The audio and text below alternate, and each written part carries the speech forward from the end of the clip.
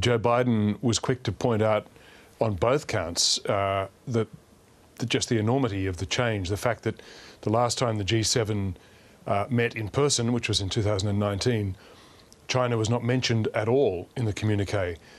This time the G7 critiqued China on at least 4 different points, called for a renewed COVID inquiry in China, called for renewed concern over coercive economic diplomacy by China, complained about China's human rights records, rebuked China for its maritime territorial claims in the South China Sea, and proposed an alternative to the Belt and Road infrastructure program that China has.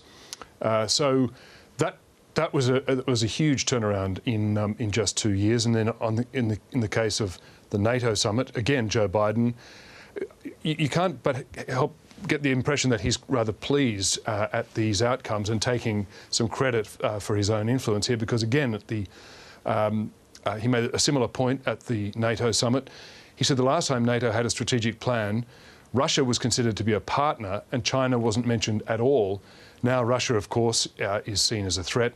And as you say, Bev, the NATO summit named China as a systemic challenge to the rules-based order, which is a pretty serious charge, and especially really elevates China to a pretty high power status, because to have an alliance bloc of 30 countries, including the US and all the Europeans, essentially, all the powerful Europeans, to elevate China to that status is truly recognising it as a very formidable foe. Do you think they see it, though, as a potential military threat? Well, that's very interesting, because the definition of contest, including military, has now broadened. So the NATO alliance today, for example, rewrote its terms to include not just a kinetic attack on one member invoking the treaty to bring the others in its defence, but also to include a cyber attack on one member would represent a cyber attack on all, and an attack on the satellites, the spaceborne, the atmospheric satellites of one country, again invoking NATO. So they've broadened it to take into account the new definition of grey zone warfare. And as to whether China is a military threat, they have described it as a full-spectrum competitor. So this alliance has agreed on this, at least verbally. As Joe Biden moves inexorably to the meeting, the final meeting he's going to have, and that is with China, the meeting he considers the most important, does he have real support, real backing to stare down China when that does happen later this week? We saw rather timid participation by some of the European countries, and it's a far cry. Expressing concern, a list of grievances is one thing. Proposing actual plans and actions to prevent those grievances occurring, those offences occurring, is another altogether. And there, both the G7 and NATO are a long way off any very serious kind of action. The closest positive action they took, apart from lodging complaints about China's behaviour, was to stump up for what they called a Build Back Better World, or B3W plan, which is their equivalent to respond to China's Belt and Road, which China should take as a compliment that the West has been forced to compete on that territory. But it's also a fact that so far, at least, not a single dollar has been pledged to the B3W fund. Mm-hmm. China, of course, has seen the chaos of the last couple of years in the global order as a strategic opportunity. Just how thoughtful might she be about this refocus from these forums, these alliances, in terms of how he goes forward? That's a really fascinating point.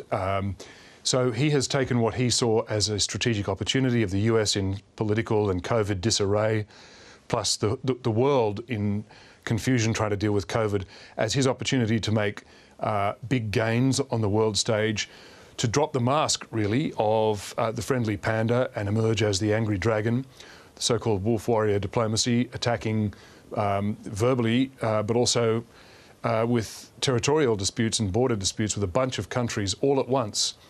Now, what we've seen from the countries of the world just in the last couple of days, but also in recent months, is that that has alarmed countries from India, Japan, Europe, all of Southeast Asia, Australia, of course, Canada, and of course the US. So the question now is whether Xi Jinping sees that as being that he has unified the world against him, whether he sees that as a strategic overreach, whether he sees that he's misjudged and beat some sort of a tactical retreat, or whether he thinks he's now fully committed, that China, coming to, in a couple of weeks actually, celebrate the centenary of the creation of the Chinese Communist Party, which is a very feverish sort of high point of nationalist fervour and excitement, patriotic moment for China, but also the longer, broader political licence and movement, really, that he's riding.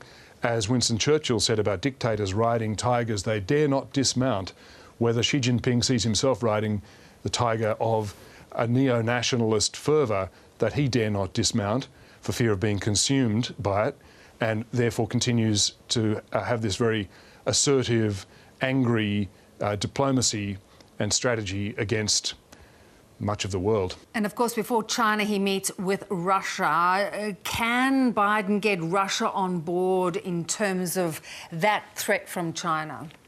Now, what Joe Biden is about to do with the meeting he's about to have with Vladimir Putin is to sound out the scope with Putin to see how much ground there is to cooperate. And as Biden has said today himself, if he's not going to cooperate, we're going to respond to what he's been doing and respond in kind with aggression in cyber and other realms.